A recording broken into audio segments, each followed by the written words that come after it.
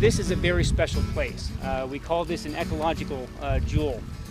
It's very important that it maintains its natural state, to heal itself and to progress how it moves, and to be given that space to allow it to do that. A perennial wild river is an unlikely find in the desert Southwest, and it's what makes the Gila River, New Mexico's last wild river, so special.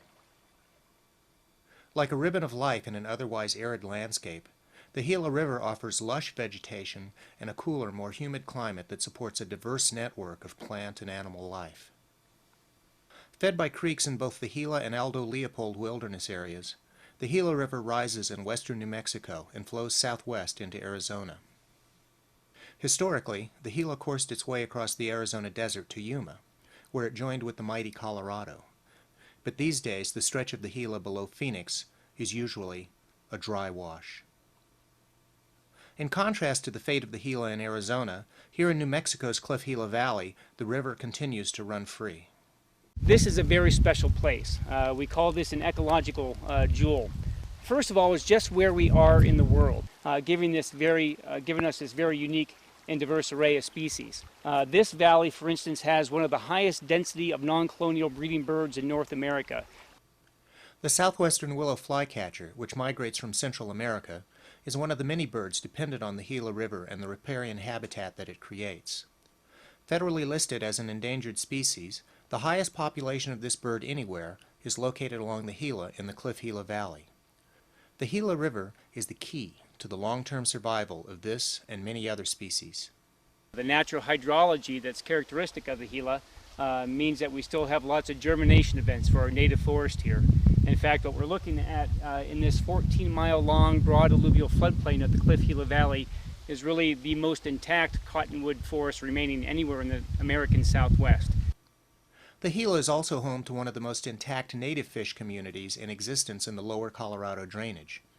One of these native fish, the loach minnow, evolved in the Gila River system but has now lost more than 90% of its range. The Gila River remains its most important habitat. In addition to the natural communities that have evolved along the river, prehistoric and historic cultures have called the Gila home. The Apache chief Geronimo was born in the headwaters of the Gila, and the river is still central to Apache culture today.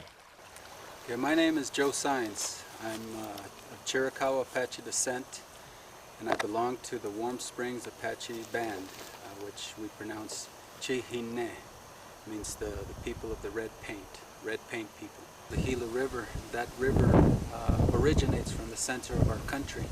Water is an important aspect of our culture. We understood it. As a young person, my mom taught me how to read water. Explorers, trappers, and surveyors passed through this area, but increasing waves of settlers in the post-Civil War era made a lasting mark on the landscape. Extensive grazing, mining, and logging soon began and continued to degrade the health of the watershed. In response to the abuse of this unique and precious resource, America's most influential conservationist, Aldo Leopold, first proposed protection of the Gila wilderness in 1921. This year we're marking the centennial of Aldo Leopold's arrival in the Southwest. He comes here in 1909, fresh out of forestry school, and then his real education begins. He reads the land and he becomes a different man in his attitudes toward the environment. The culmination of this transition is really the creation of the first wilderness area.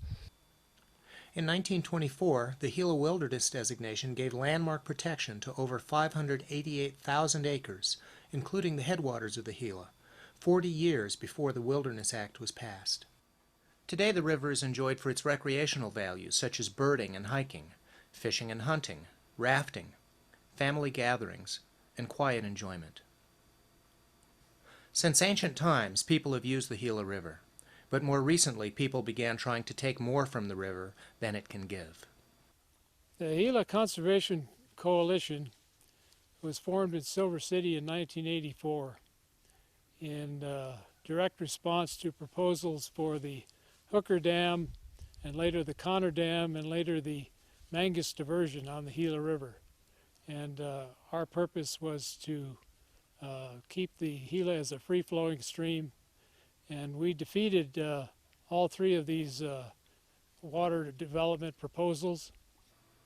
The Gila Conservation Coalition is a partnership of three conservation groups: Gila Resources Information Project, Upper Gila Watershed Alliance, and the Center for Biological Diversity. The coalition continues Aldo Leopold's conservation ethic by working to protect the free flow of the Gila and the wilderness characteristics of the Gila and Aldo Leopold wilderness areas. In 2004, the Gila River came under threat yet again with the passage of the Arizona Water Settlements Act, which provides New Mexico with as much as $128 million in federal subsidies and the ability to develop up to 14,000 acre-feet per year of Gila River water. Water withdrawals of this magnitude would irreparably harm the Gila's unique ecology. Because of conflicts surrounding how to move forward with planning under the Arizona Water Settlements Act, Governor Richardson issued a policy statement in 2007 that prohibited planning for a dam on the Gila River. He also directed his staff to develop a planning process that includes consideration of non-diversion alternatives to meet the water demands of the region. He expressed his skepticism that a diversion project would make economic and/or environmental sense, and that appropriate studies must be completed to support a decision.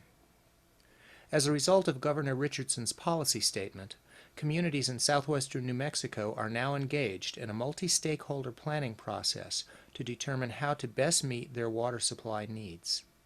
A 2005 economic analysis showed that not only has a need for Gila River water not been identified, but the cost of extracting water from the Gila River could be more than $300 million, at least 16 times higher than the cost of municipal conservation or purchasing currently unused water rights and developing new wells. The solution to the region's future water security lies in cost-effective measures like municipal and agricultural conservation, watershed restoration, and sustainable use of groundwater supplies, affordable solutions that will also allow the Gila to run free. The river needs our help again. It's up to people like you and me to get involved and help protect the Gila.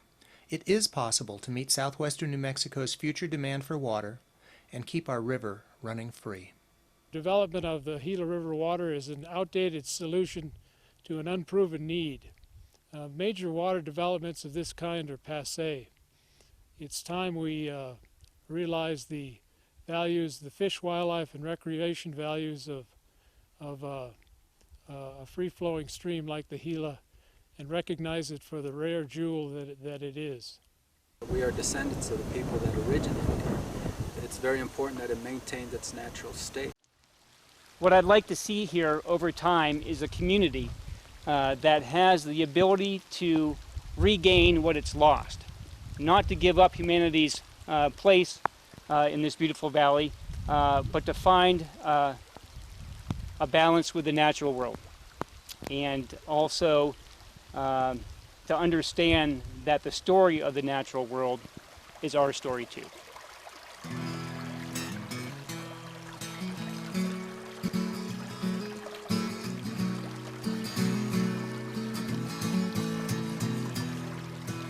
I took my love down to the Gila, followed the trail of the cottonwood trees. We walked along, we wandered barefoot to the shady bend by the rock sand beach. And I took my love down to the Gila, held it close beneath the desert sky. We told stories on the banks of the Gila, felt the river as it flowed on